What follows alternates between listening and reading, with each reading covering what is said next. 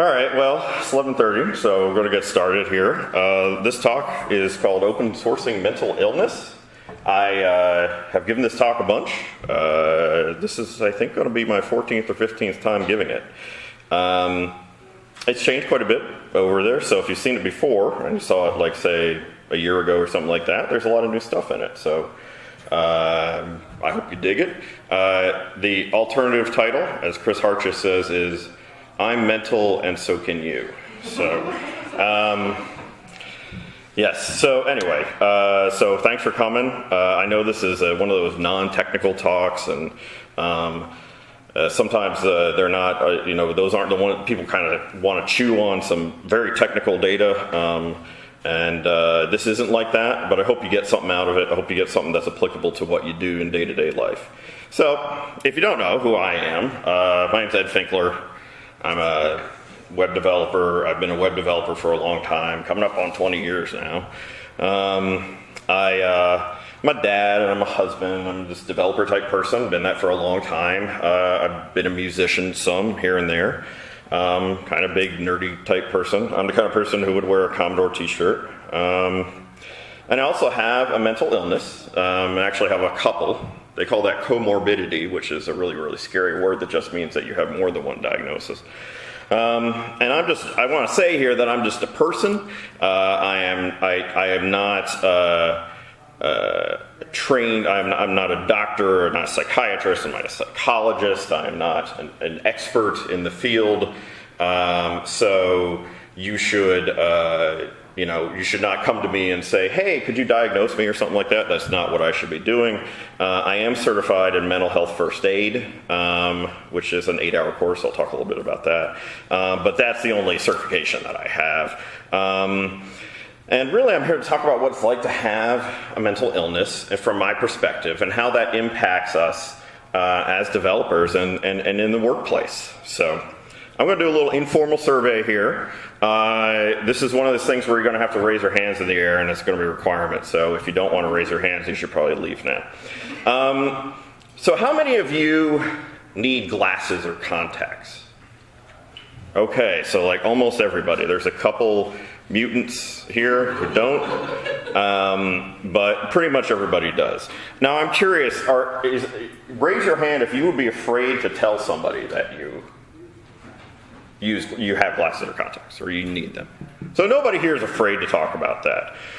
Have you ever had somebody say to you, when you said, man, I can't, you don't have your glasses, you can't control. Have you ever had anyone say to you, maybe you should try harder?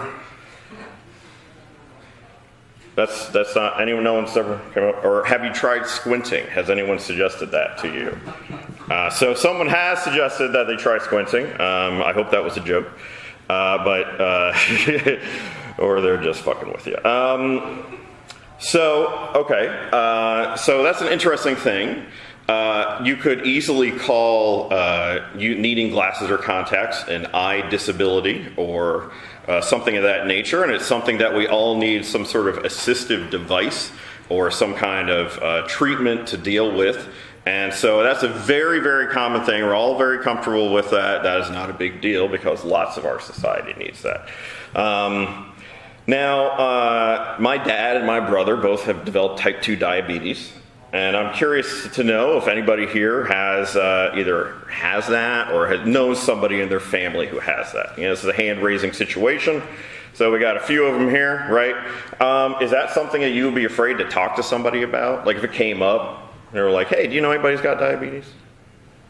Anybody here would be afraid to talk about that? Maybe not like the most comfortable thing in the world, but it's not like, holy shit, if I say something about this, there would be some sort of severe negative consequences for it. Okay, so not many people would be, not really anybody. Now my brother, recently, in the last year, he developed cancer, and he's, I think, just finished up his second round of treatments on that. Now we talk a lot about cancer in our society. We talk a lot about breast cancer and some other kinds of cancer, really commonly sort of discussed. It wasn't always like that. Say 4 years ago, they did not talk as openly about that stuff. How many of us know somebody or themselves or had that somebody who's dealt with cancer or is diagnosed? So lots of us have. It's very common, very common. Is that something where you'd be afraid to talk about it? Maybe not the most comfortable thing in the world. Maybe not comfortable, right? You wouldn't be like, so, my dad has cancer. It wouldn't be something you'd bring up necessarily, but it wouldn't.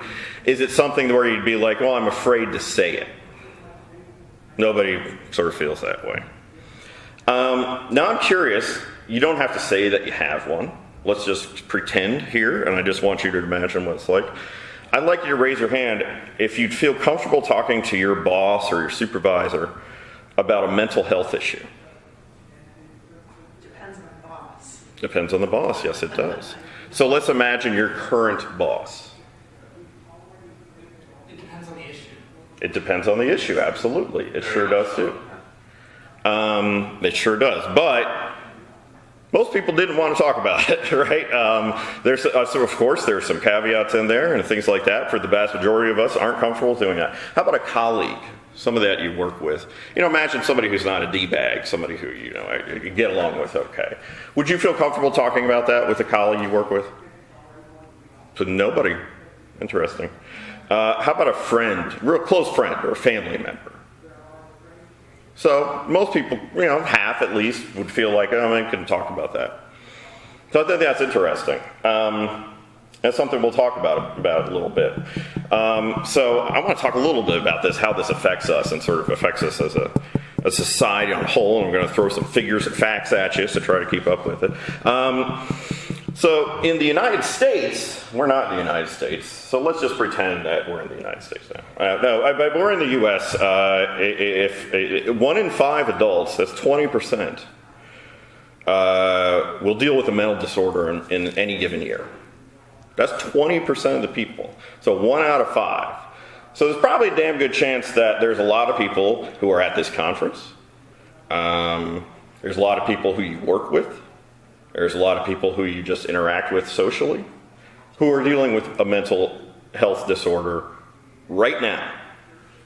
The numbers say that you know somebody or you are somebody who's dealing with it. It is very likely. The most common ones are anxiety disorders. And I'll talk a little bit about that, but that's one of the things that I have. So I have an anxiety disorder called generalized anxiety disorder. There's a World Health Organization talks about the level of disability, and they talk about this study that was in 2004. They basically talk about how sort of disruptive mental health conditions can be compared to commonly known physical health conditions. And they made a close comparison between with moderate depression, similar to the level of disability you have with multiple sclerosis or severe asthma, both of which can be very, dramatically interfere with your ability to get around, your ability to do things, stuff like that. Severe depression, similar to quadriplegia, in the way that it impacts you. It impacts your ability to do things that we consider sort of baseline and normal, do things in our society. And the World Health Organization talks about this. They talk a lot about global burden of disease. And there was, again, this 2004 study, which if you're real curious, I can link you to. Talks about the global burden of disease. And disease burden is essentially premature death plus years lived with a disability. So it's a measure of how long and how impactful something is upon the group of people. And the burden of mental disorders is the largest of all disorder categories in North America. That's more than cardiovascular disease. It's more than cancer. Those are the two big ones we always think about. Mental disorders are the largest. There's a quote from that, the WHO Global Burden of Disease study. In all regions, neuropsychiatric conditions are the most important causes of disability, accounting for around 1/3 of years lost to disability among adults aged 15 years and over. That is a massive number. Just absolutely massive. That's something to think about. Think about how impactful it is. how many people are impacted and how severely they're impacted. I'm going to talk about myself. I have a couple diagnoses. Again, they call this comorbidity when you have that. So I have generalized anxiety disorder. And one of the things that goes into that often, and I have depression is part of that I've kind of dealt with. I also have something called adult ADHD. I used to think it was just adult ADD, but actually my diagnosis is ADHD. I just found that out 2 weeks ago. That was kind of fun. But there's actually it explains a lot of things that I know about myself. I was a kid when I had ADHD. I know I had it, and it's continued into my adult life. But I wasn't diagnosed until I was 27. So I take some medications. I take a few things. Lexapro, which is an SSRI. It's in the same family as Prozac. It's just a newer version of that. Hopefully it has less side effects. Buspar, which is an anti-anxiety medication. It also seems to have impact the effectiveness of the SSRIs, so you take them in concert, and sometimes it seems to help with that stuff. I take Strattera, which is a medication for attention deficit disorder. It's the only one, at least on the market in the U.S., which is not an amphetamine. Everything else that they give people is amphetamines, and people with anxiety disorders, you probably don't want to give them speed, so that is why I take Strattera.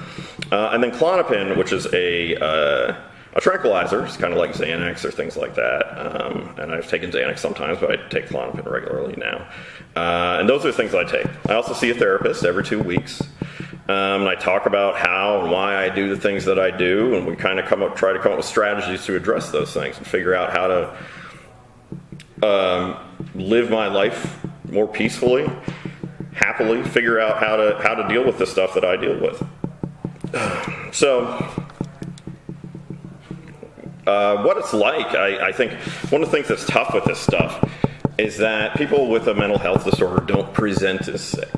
You know, I don't have crutches, I don't have a cane, I don't limp that often, at least not from this. I don't have a an insulin checker or pump or anything like that. I don't present it that way. You look at me and most people don't say, well, that guy, he probably has some kind of health condition. And that's typical. It's not something that presents. Most people look relatively normal. The only times where it really affects sort of their appearance is it's typically very, very severe. It's gotten to the point where they cannot take care of themselves, and you're like, man, you look rough. I'm not very good at hiding my feelings, so I don't have much of a poker face, and so people, if I'm really in a bad state, people can usually tell. Sometimes people just think I look pissed off all the time, so that's normal, right? So with the anxiety, I think one of the things that's tough is that it's I guess I'm trying to try to express it. It varies from person to person and place to place, it varies from person to person how this kind of stuff can manifest. But essentially, what it is that you have certain kinds of fear reactions or stress reactions that you kind of go into, you go into a fight or flight response. But you go into it at times when it's not appropriate and to an extent that it's not appropriate. So I'll get very nervous, my heart will start pumping and my adrenaline starts going and I get really scared and kind of freaked out about stuff. But it'll be about something like I'm going to a restaurant to meet people and I'm walking in by myself. Or I might have to ride public transportation. Real freaked out about that. If I'm by myself particularly, get very freaked out by it. I'm very afraid that I'm going to do the wrong thing. And that has a lot of, it even manifests itself physically, and it's really common. So if you don't deal with this, imagine like the most scared you've ever been, or imagine being in a situation like when it's really bad for me. Imagine being in a situation where maybe your life is threatened, or something that you don't have control over, like that's really, really stressful.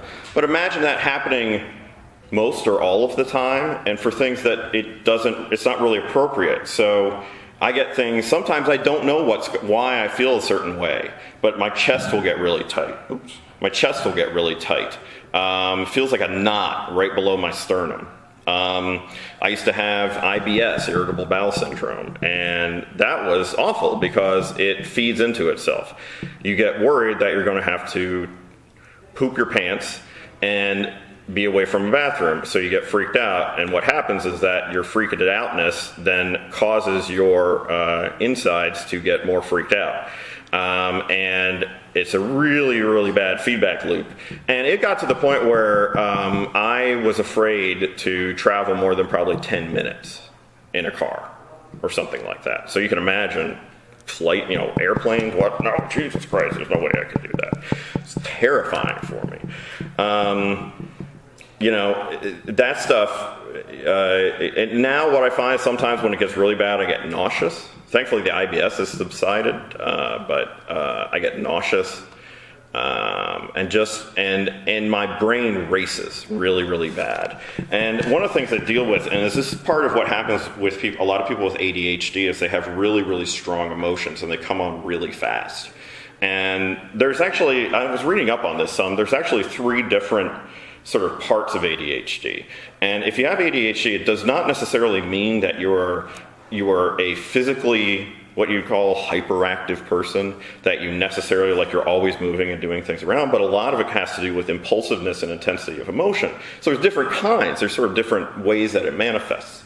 And one of the things that manifests for me is oftentimes things will trigger me and I will have a very, very intense emotional response to it. Either very positive or very negative.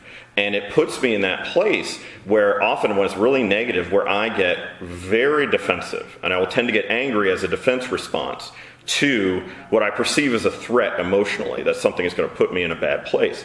And it's really hard for me. I can't just turn that off. It feels like it's kind of like a wave that goes and I have to ride it out. There's no way I can stop it. And it's really, really sucky because sometimes it makes your best friends seem like enemies.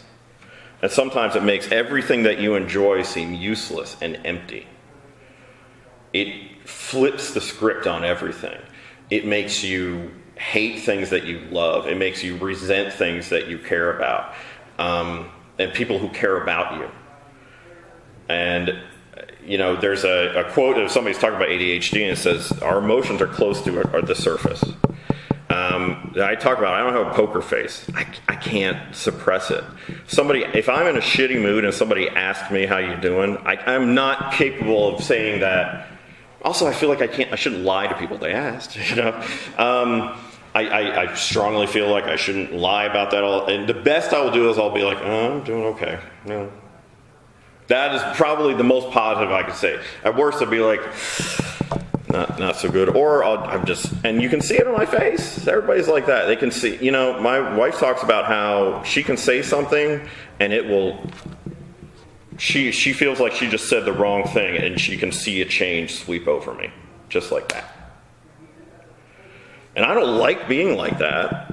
I've been dealing with this almost 40 years. I know what I'm doing. I know it's messed up. I don't want to be like this. But it's hard because that's how my brain reacts. It is intense and hard. And going along with having this attention deficit disorder, a lot of times I have problems focusing on stuff, particularly things that I'm not interested in doing. Medication has helped. Figuring out ways to sort of deal with that has helped. I didn't get help when I was in school, and I had a huge, enormous problem with just organizing things. Dealing with homework, dealing with stuff like that. A lot of times I would get so frustrated and enraged that I had this thing that I didn't want to do and it was so hard to make myself do it, and I was so frustrated that I remember when I was a little kid one time, we hardly ever got homework in elementary school, which is a huge change now, and but we had a couple sheets sent home, and I couldn't handle it, and I remember just scribbling across all of the pages because I was so frustrated. And that was my response to it. And it was just a couple pieces of work, but it was I so didn't want to do it, and I couldn't make myself focus on it, and I couldn't make myself just, okay, this is just this rote thing I have to do. And I couldn't. I just couldn't. And I didn't know how to express it. And I didn't know how to make it clear. And I sort of just lashed out in those ways. A lot of times I have these very spiraling chains of thought where, and that, what comes with that is I construct negative outcomes really easily. So if I get a message from my supervisor or my manager, it says, like over the weekend, it says, hey, I need to talk to you on Monday. Just short thing, just says, hey, you're talking on Monday. I will very quickly, within 5 minutes, get to, we are going to be homeless in the next week.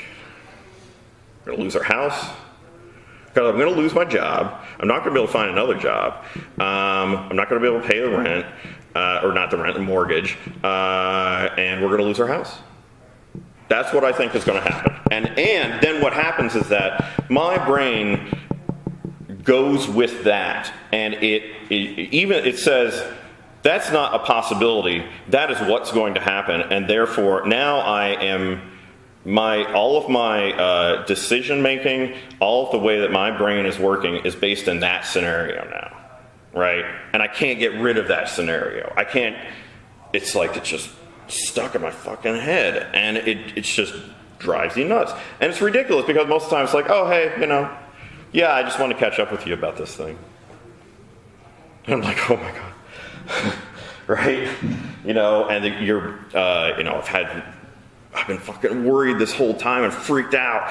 And no, it wasn't anything. It was not a big deal. It was nothing. And I don't know, every time, once in a while, it's kind of a big deal. But it's never so big a deal as what my reaction was. Never. Everything's always fine with it, but that's where I go with it. And I go with it so fast. I'm really good at that, right? And it sucks. I tend to obsess on negative events. Conflict is really, really upsetting to me, extremely upsetting. And even things long in the past. I've held on to things that happened like in grade school. Stuff like that I'm embarrassed about, or some things that like happen, and I can't, they'll pop into my head and I can't let them go. And conflict that's happened, or something where, you're like, boy, I had a conversation with this person, I thought they were kind of cool, and turns out I kind of think they're a dick, or they made a mistake, I just didn't like them. It turns out I didn't like them. Well, I'm the kind of person where now, if I see that person's name, it can trigger me into a bad state. I could be like, oh God. And I have to do stuff like actively filter my Twitter timeline, because there's stuff in there where it's like, all this is doing is just upsetting me. And I know it's me. It's really not that person. They're probably not that evil. It's probably not that big a deal. And it's really not their fault. What it is my extreme reactions to those things, and I haven't figured out how to make myself not do that. And so I have to regulate like the input that comes into me a lot, because otherwise I will have tons of problems with that. I think it gets really tough, and is that when you're like that and you don't talk about it, and you don't find other people who are like that, you feel like you're the only person who's like this, because generally we don't talk about these difficulties that we have, and especially you don't do it in, say, school. You don't do it a lot of times in workplaces and things like that. And in our lives, workplace and school, that's kind of where we spend a lot of our waking hours, right? And so many of our patterns are set when we're in school. And when we're kids. And so you end up feeling like you're just alone and nobody else is like you. And the thing that quickly goes from that, at least for me, is that I feel like there's something wrong with me, and that I was just made wrong, and that I can't cope in normal society. And things seem like they're going great for a while, and I'm really excited, but when I get too excited and I think things are going to go great, it always goes bad, and it always gets ruined, and it always breaks.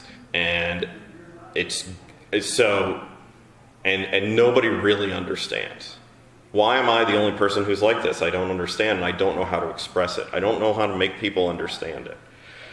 And I've done stuff where, I've had things like what they call suicidal ideation. I have that, still deal with that.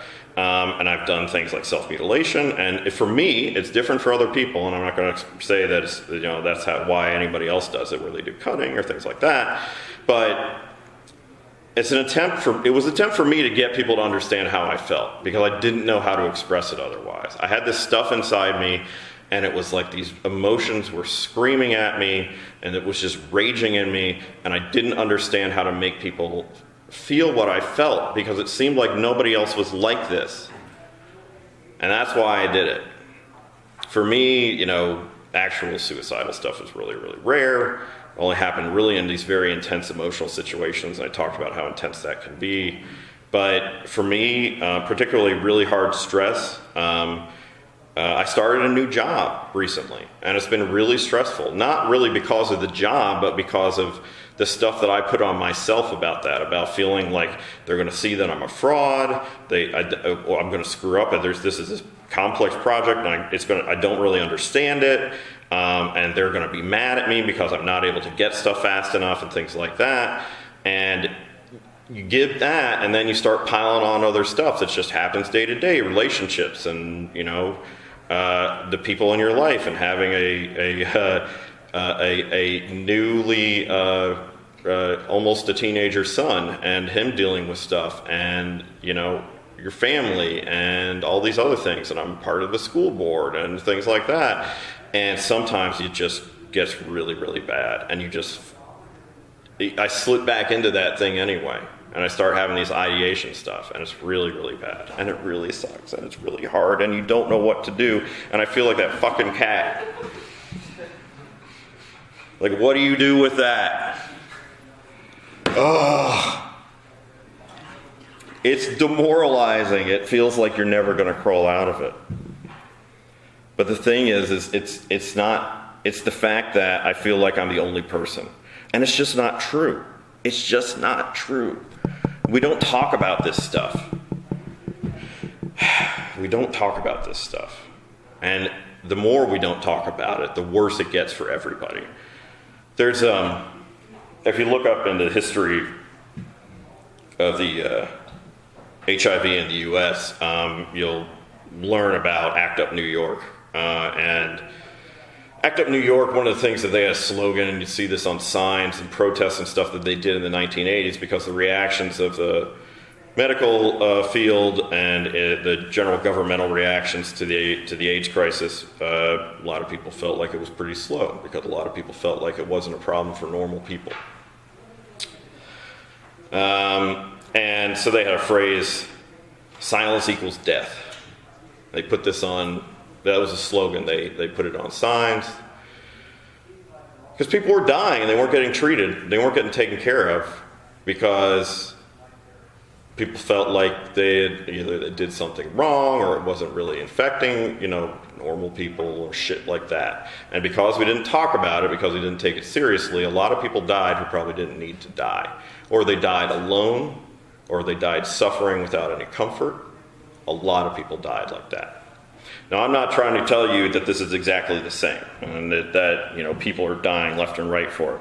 But what I do know is that there's a lot of people who suffer in silence for long periods and don't get any help, because we don't talk about this stuff, because we're afraid to. And we need to fight that by talking about it. No more hiding, and no more shame, and no more fear. That's what divides us and disconnects us, and we need that connection. The worst thing in the world is to feel like you are okay, it's not the worst thing in the world. A very bad thing, a very, very difficult thing, and I've experienced it many times, is to be in a room full of people at a conference, or who all seem like they're having fun, and they're talking, and everything's active, and you're sitting there, and you are upset and alone, and you just want to not be there anymore, and you feel like nobody understands you, and you're in a room full of people, and you feel completely alone and disconnected. And I felt that a lot. And that's the hardest, that's the stuff that just kills you. Whether it's killing you slowly, through stress and all the stress reactions that you have, and the way that like cortisol and things like that fuck up your immune system and fuck up your body when they're in your bloodstream constantly, or whether it's something where it drives people to take their own lives. But we need that connection. That's how we fight it.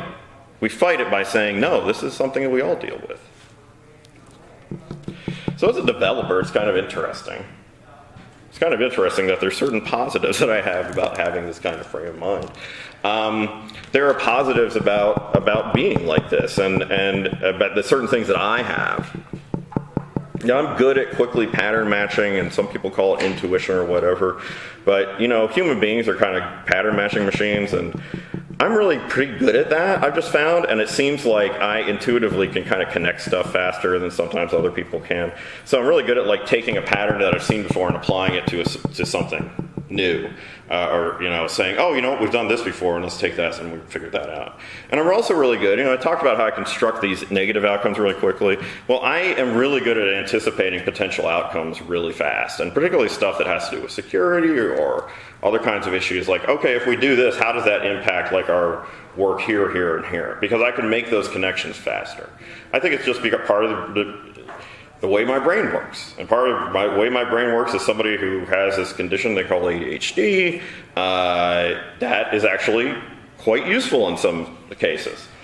I think the nature of sort of my personality, and I don't know how much of that has to do with a disorder that I have or something like that, but that I'm really good at being empathetic and trying to understand people's emotions, how they're feeling. I just think about that stuff a lot. I'm not always great at, I'm not always empathetic as I should be, but I think I'm kind of good at that. And I get a lot of reward from helping others. If you believe in that Myers-Briggs test, I've taken stuff like that a couple times, and it keeps saying that I'm INFJ, which I don't know if you really want to look that up, you can. I don't know if it means anything more than astrology does, but it's easy for me to do that. I just find that intuitively I sort of pick up on stuff about people's emotions. And I think it's really helpful for that. I feel like I'm pretty good at having empathy for the people who are actually going to use our product, and that's one of the things why I kind of talk, if you're in my talk about how to be a great developer, that's why I talked about that stuff a lot, is because I think it's really important. I think thinking about, well, what's the point of this, and who's actually going to use it? And some of it's help from observation, but I can pick up quickly, well, if we do this is going to be hard to use, right? And we can't do this way. And for somebody who I do a little bit of front-end stuff, and that's really how I started out, but that's really not what I touch anymore. I think I have a pretty good sort of eye and ear for that. But as a developer, one of the things that I think is really challenging is when you talk about this kind of stuff, and you talk about it in the context of interviewing and looking for jobs. The feedback that I keep hearing, and I'm curious to hear what you guys say about this too, that people are scared to bring this up. They would never bring this up in an interview and say, hey, by the way, this is something that I deal with. And what kind of coverage do you have?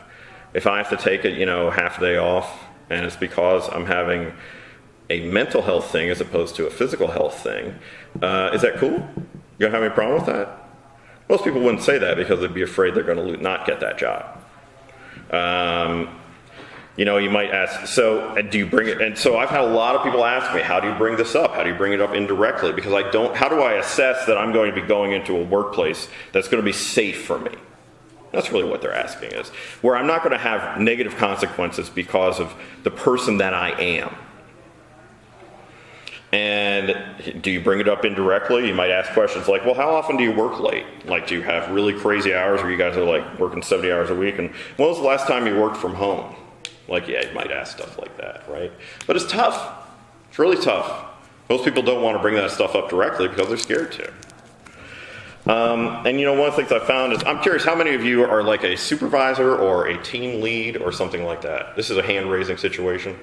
All right, so a lot of you, at least you have some, you have some influence. You guys have a massive impact on the quality of life of the people around you, because if you have a decent team lead / supervisor who is going to listen to you and try to help you get what you need in terms of being successful and productive and happy, that is massively impactful on the quality of life.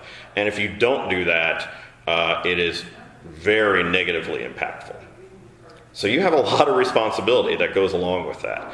In my situations, I have been very lucky for the most part to have managers and bosses and supervisors who were very understanding of the stuff that I did. Even if they weren't like, I don't really get it, but they were willing to listen and they were willing to work with me. And if I said, dude, I'm really having problems, I'm having really severe anxiety about making this trip to do X, Y, or Z, I've had to do that a lot because a lot of times going to new places scares the shit out of me. I will, I've been at jobs where they've done like retreats and things like that, and everybody's like, oh yeah, that'd be great. We're all going to go to Colorado and go whitewater rafting or something like that. And I'm like, and most people are like, that sounds really cool. Or at very least, hey, that'd be great to travel. And I think that is going to be a complete fucking nightmare to me. And I'm already panicking. As soon as you said that, I immediately am in panic mode. And I'm not exaggerating, I am in fucking panic mode. And the worst part is hearing about that in a meeting full of everybody else, and you're like, I don't want to be the guy who fucking starts breaking down and crying or screaming, but you're sitting there and you start sweating. Because, well, what's happening is your brain's having a fight or flight response, and it starts pumping you full of cortisol and adrenaline. And you're the only person who's having that reaction. And is anybody else going to know what's going on with me? Are they going to understand, or are they going to think there's just something crazy and wrong with me? How understanding are they going to be? It's a tough thing. It's a tough thing to figure out. So, the way that you're willing to work with people and handle people, but as a colleague too, is massively impactful. We spend most of our lives working. I don't think that's great, but that's the way it is in our society and our culture. We spend at least huge amounts of our time working. And in the United States, work is our conduit to our health resources, for the most part. And so that means that you have an even more dramatic impact in the United States about, I heard a horror story when I gave a talk at a local Mental Health America chapter, and did this little brown bag talk, and somebody told me that her boss, in front of everybody, went up to her and he was pissed off about something and ranting about shit, and not just specifically about her, and he goes up to her and say, "And don't think I don't know that you see a counselor."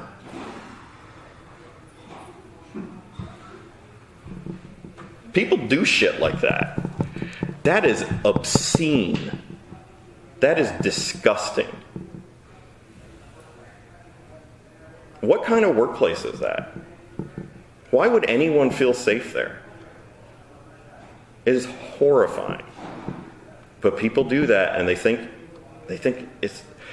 I think most people aren't that dramatic, but most people are scared to talk about it, and they don't know how to, and they often default to putting down threats and consequences instead of actually trying to help them. So how do we go about making our workplace safe? I think one of the things that's important is to understand some of that and understand how people are feeling.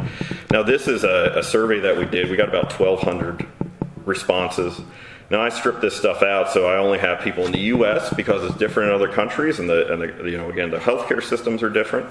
And it's non-self-employed people, because self-employed people are often in a different situation. They have more flexibility. They have, so this is really kind of focused on places where you work in a group. And I'm interested to know how many of you are self-employed versus you work in well, maybe if you're self-employed, you work in a group anyway. But how many of you basically work individually? So a couple of you just basically work individually versus like you're on a team and things like that. So, but this really gets into, again, the idea of, at least in the U.S., the employer as conduit to health care, period. So, first question was the first question we're going to cover here was, do you feel that your employer takes mental health as seriously as physical health? And half of them say yes, and a quarter of them say no, and 25% of them say they don't know. I would say if you don't know, that's a bad situation too, because you don't know what's going to happen. And that's a scary place to be, because you don't know what the reaction is going to be.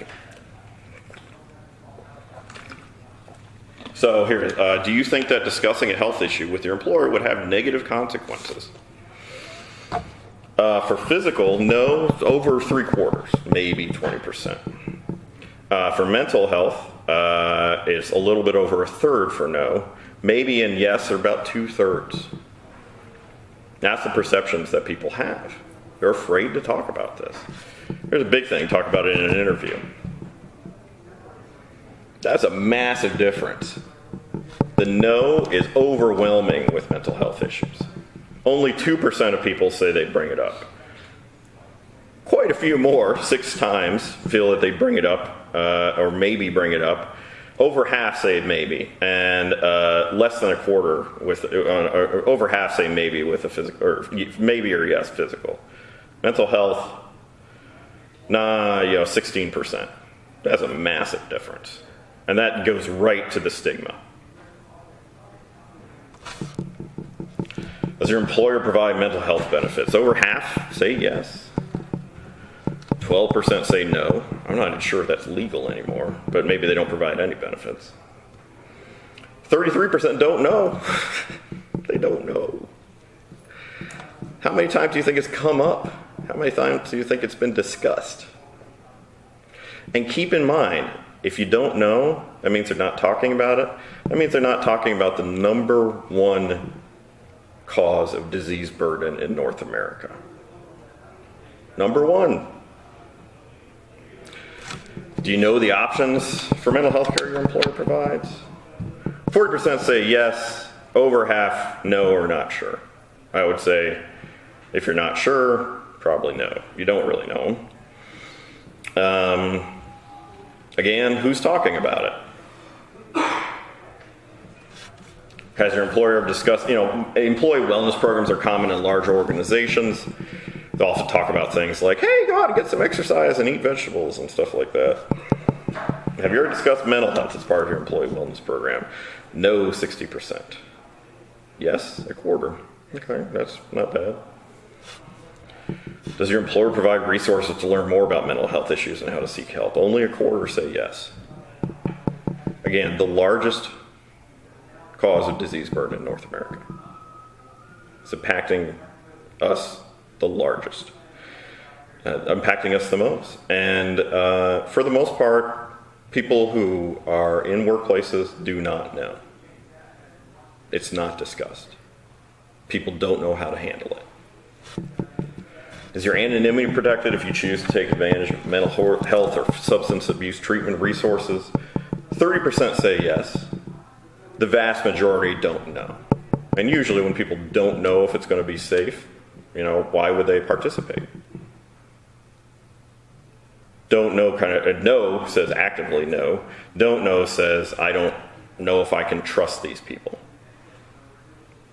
That's a bad place to be.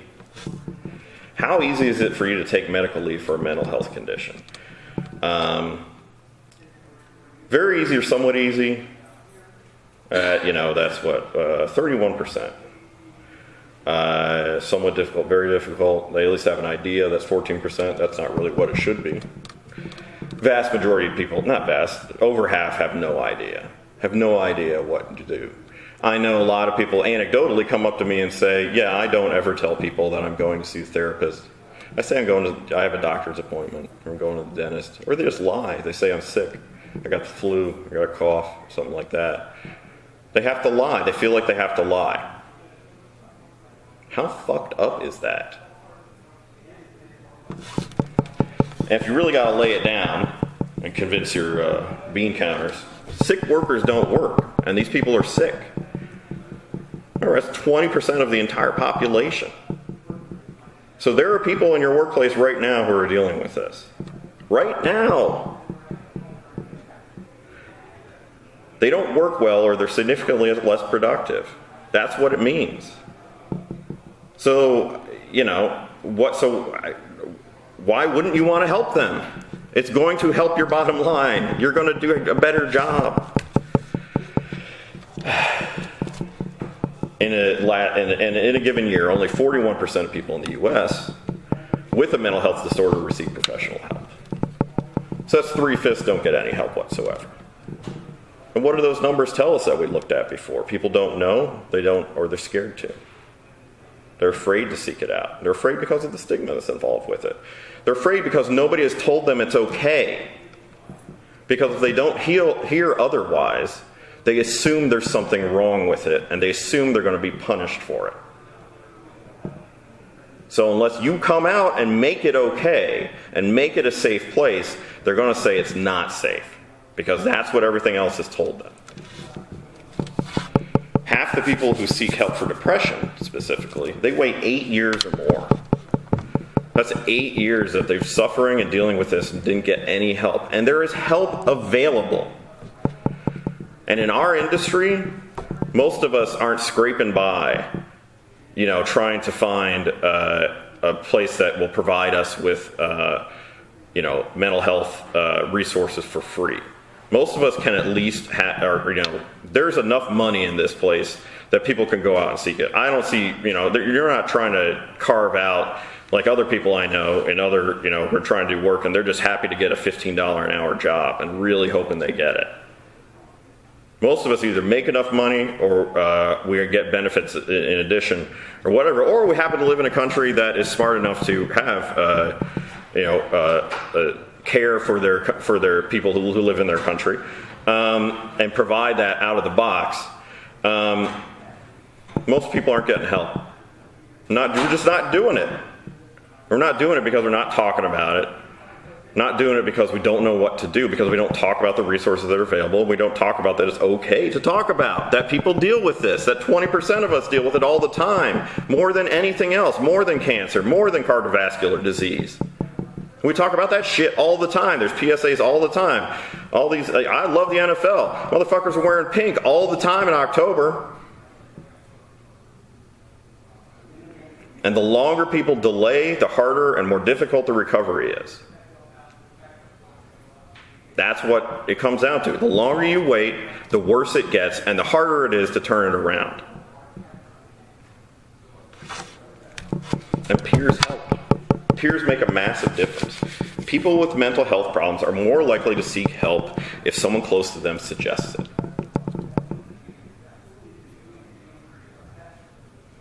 So, if 20% of us are dealing with that, there is surely somebody that you could be talking to right now, and you could be helping seeking it out, because the chances are they are not getting any help. And it doesn't mean you lay onto them, you yell at them, shit like that. There's there's lots of other stuff that's not a good idea. But you can make a huge impact in this. Even if you're not dealing with it, somebody you know and somebody you love and somebody you care about is dealing with this, and they're probably not getting any help.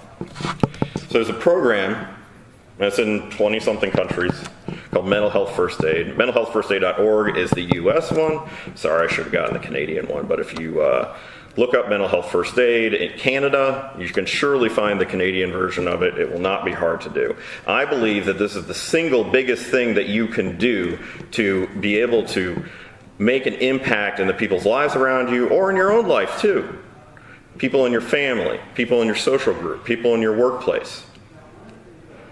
I think that at least one person in every company in a group of, like, say, 5, 10, 15 people needs to be certified in this, because it is far more likely you're going to use mental health first aid than a typical physical first aid course. That doesn't mean a physical first aid is a terrible idea. It's a good idea.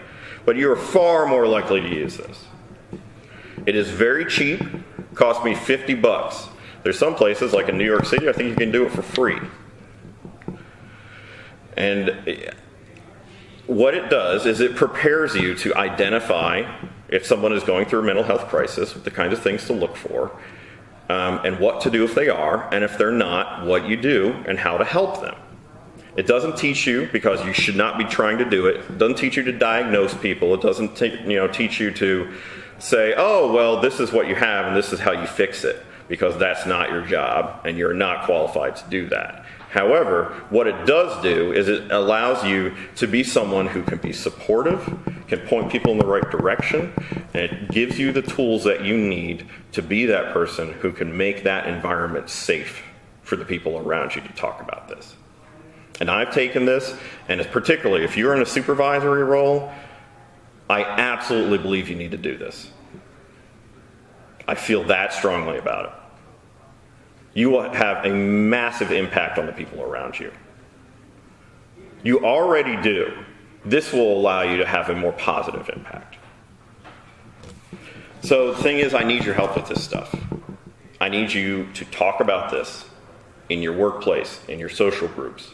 I need you to share this. I need you to share it on your social networking feeds. I need you to post links to it on Twitter. I need you to post stuff on Facebook. I need you to send emails to people at work and say, I saw this talk. Here's where you can see it. I've got video of every single one of the damn talks that I've given for this. They can look at any of them. Tell them to do it. Please. And if it's not me, you don't have to use my stuff. Go someplace else. Find out about these programs. Find out about the resources. Talk about this stuff. Because if we're quiet about it, all that's going to happen is more people are going to keep suffering for no reason. If there's anything I've said here, any of these URLs or messages or words have meant something to you, please just say something about it to people. Talk about it. Spread it. So thanks for listening. I appreciate it. You can check out more stuff. All my talks are up at funkatron.com/OSMI or osmehelp.org. And the joined in link, 12721. Please rate, share it, let people know.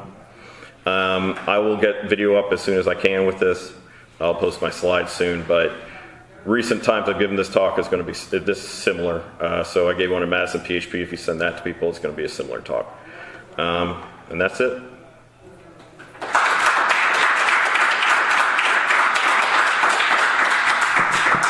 I think I got a little time for questions if anyone wants to. If you want to bring up a question here, that's awesome. Happy to answer it. If you'd rather talk later, I'll be around. Or you just talk one-on-one, that's totally cool. So, you got a question? Sure. Yeah, so you said you got a new job recently. Yes. Do you know if, so did you talk about that during your interview first? Mm-hmm. And do you know if your managers or your company had to do something specific around, who you are, or you react, or? So, I am in a privileged position that enough people were, one, I talk about it publicly, and two, enough people were interested in working with me that I was able up front to say, look, this is something I deal with, and I also talk about this stuff, and I need to be in a place where you guys understand it, you guys know that that's something that I deal with, and also that I need to be able to keep talking about this stuff. So I felt confident enough to go in and say, this is what I need, because I didn't want to be in an environment, and I get to be choosy, which not a lot of people are in that position. I get to be choosy and say, no, I don't work for somebody who's going to be a dick about it. I personally have not felt like I've had a lot of situations where they had to do something that was different for me, right? I'm able to sort of, I guess, keep things even-keeled enough that I can, for the most part, work a very, very normal schedule. Not a big deal. Not everybody's like that, right? So far, I don't think they've had to do a lot, but there are certainly different people with different issues that may have to, may have had to just adjust stuff. But I don't think it's particularly any different than what you might have to adjust for somebody who, I don't know, has some sort of physical impairment or things like that, or they have carpal tunnel syndrome and have to take breaks, stuff like that. So I don't think any of that is all that abnormal or crazy or out of line. The thing is that we're just scared to talk about it, and we don't know what to do. A lot of times, from anecdotally or my own experience, that the folks who are in, say, supervisory roles or in HR roles or things like that, human resources, things like that, they're just as scared as we are because they don't know how to handle it. But sometimes they're afraid of how's this going to impact us. Are we going to screw up and do something that's illegal? Or we're going to do the wrong thing? Stuff like that. So I think that worry impairs them frequently. So for me, I don't think they had to really make any adjustments I can't do things the way they normally do. But I'll tell you, I was like, if somebody came to me and was like, well, yeah, we need to work 60, 70 hours a week, you know, and I could tell the attitude was, no, we're just going to bust our ass, right? My health is not worth your job. You know, my physical health or my mental health and the relationships I have that I have to sacrifice for doing something like that, it's not worth it. It's just not worth it. So places like that I filtered out pretty fast. So, you know, that was easy for me because I could do that. Most people can't. So I think that talking about this stuff more can help sort of address that and say what's okay and what's not. So, I don't know. I hope that answered your question a little bit. Even if it went off on a little tangent. Yeah, please. Do you know if there are resources available to companies where someone's current hesitation around dealing with their mental health issue is resulting in a toxic workplace? And how do you support the person who clearly needs to get help, but you can't force the help on them if they're not ready to receive them? Yeah, well, I mean that's a really tough thing. I think that I am not as qualified to tell you exactly how to do that myself. Do you know of resources? Yeah, in generally what I tell you, and see, of course, I know things in the U.S. better. Sure. I know Mental Health America is a really good organization. They have local chapters in a lot of places. Or National Association for the Mentally Ill. In the U.S., you can go to mentalhealth.gov. But they tend to find the resources they have there for looking stuff up tends to be therapists and things like that, not generally sort of like organizations that have an idea of what locally is available to you. And typically with a situation like this is not something where it's like, I'm going to Google it and find it. A lot of times the stuff isn't indexed properly, or a lot of times it's just not, people just happen to know what's going on, and it's very localized. It can vary a lot, like if you're in this community or that community, the resources can be very different, and maybe you get the same stuff, but it's from different organizations and things like that. So what I'd say is you want to seek out and start asking around, what are the resources locally for people who can point me in the right direction? You want to establish relationships with that. Like, so what I would do, where I am, is I would call up the people I know in Mental Health America, and I'd say, this is going on. What do you guys advise? Who can we talk to about this? And either they're going to be able to give you good advice, or they're going to be able to point you in the right direction for somebody to talk to. The only thing I'd say about that situation is that one of the things they emphasize with mental health first aid is that the first things I'd say is you take the mental health first aid course, you may find that you have a lot of tools that you didn't have before. And maybe you were saying the right things, and maybe you were saying some stuff that was actually kind of pushing them away a little bit. But one of the things you have to remember is that you cannot force anybody to do anything. And it may be that they're in a place where maybe they can't work in that environment. Mm-hmm. You know, there's the same way that it's like, if my job is to, you know, as a sysadmin is to pick up like 70-pound computers all the time or whatever, things like that, and I hurt my back, I can't do it. And if it's a long-term thing, there's things like long-term, but it just can't work, right? You can't do the job. But obviously, what you have to do is figure out, is making things tough for everybody. You don't lose, you practice the empathy. That is absolutely essential. You do what you can, but you cannot force them. And sometimes that can be a very, very tough situation to be in. Because there's going to be some times where there's people who, whether it's, I mean, it might, in your workplace, that it's just not working out. And that sucks, because you want to give them as many chances as you can. But sometimes people are just not in the right place for that anymore. There's going to be times... Is there such a thing as too empathetic of an organization? I can probably envision some scenarios, yes, because I would say that you need to do things that allow people to be happy and productive. If you're enabling to such a degree that, you know, somebody brought this up, I think Kayla did, and she just walked out, but she was talking about it in a different context. But like, if you're at the point where there's a difference between like, let's not be a hostile dick about stuff, and let's walk around on eggshells when we talk to this person. That's not really sustainable. And that makes it really tough because you can't do that. Sometimes you got to be able to, it doesn't mean you don't teach people to express themselves when they have stuff that might be criticism or negative feedback. You want to do it in a way where they feel heard and understood. And that can always be hard, but yes, it's possible, I think. I think that the vast majority of cases, we're not doing enough. So I think it's rare that we have those cases where people are doing too much of that. But yeah, absolutely.